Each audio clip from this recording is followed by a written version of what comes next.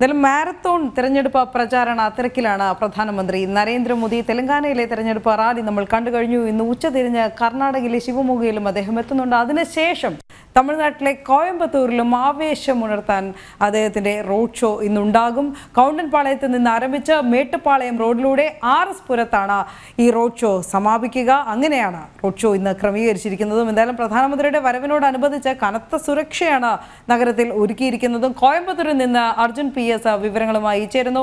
അർജുൻ, എന്തായാലും ഒരുക്കങ്ങൾ പൂർത്തിയായി കഴിഞ്ഞു. കോയമ്പത്തൂർ കാത്തിരിക്കുകയാണ് പ്രധാന സേവകനെ.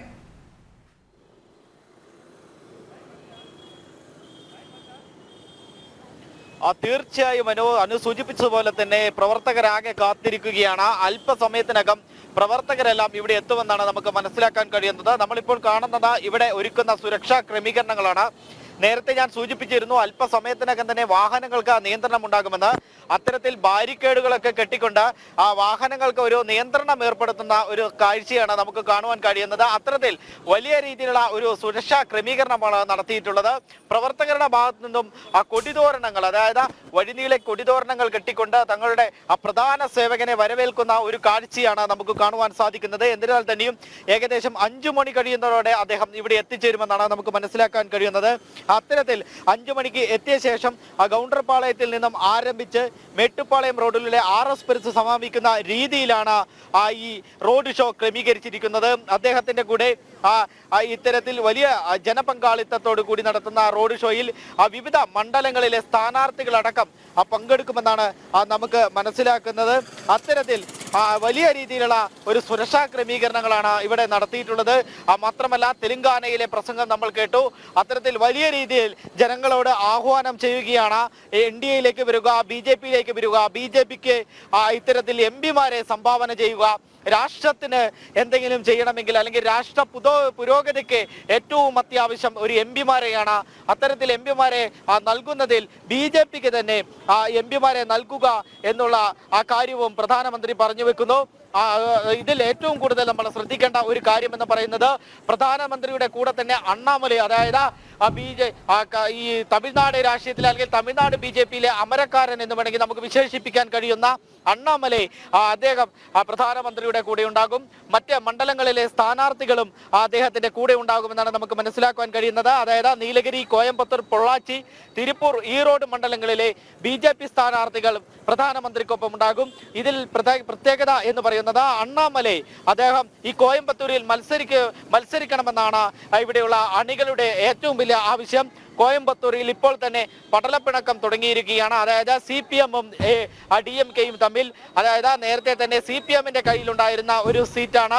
അത്തരത്തിൽ DMK ഈ ഒരു തവണ അത് തിരിച്ചു ചോദിച്ചിരിക്കുന്നു. അത്തരത്തിൽ വലിയ രീതിയിലുള്ള ഒരു പടലപ്പിണക്കം ആ മുന്നണിയിൽ ഉണ്ടായിരിക്കുകയാണ്. BJP ആ ഒരു സാധ്യതയും കണക്കിലെടുത്ത് ഇവിടെ ശക്തനായ ഒരു സ്ഥാനാർത്ഥിയെ നിർത്തിക്കൊണ്ട് തന്നെ ഇവിടം പിടിച്ചെടുക്കാനുള്ള ഒരു സാധ്യത കൂടി കാണുന്നത്.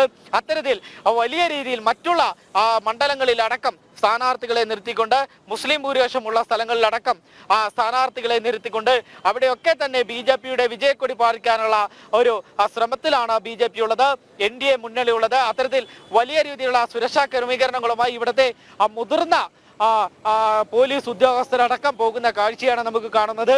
വിവിധ സ്ഥലങ്ങളിലേക്ക് റോഡുകൾ ബ്ലോക്ക് ചെയ്തുകൊണ്ട് തന്നെ വിവിധ സ്ഥലങ്ങളിൽ പോലീസ് സേനകളെ സജ്ജീകരിച്ചിട്ടുള്ള കാഴ്ചയാണ് നമുക്ക് കാണുവാൻ സാധിക്കുന്നത്. മാത്രമല്ല, കേന്ദ്രസേന അടക്കം ഇവിടെ എത്തി അദ്ദേഹത്തിന് പ്രൊട്ടക്ഷൻ നൽകുന്ന ഒരു കാഴ്ച കൂടി നമുക്ക് കാണുവാൻ സാധിക്കുന്നുണ്ട്.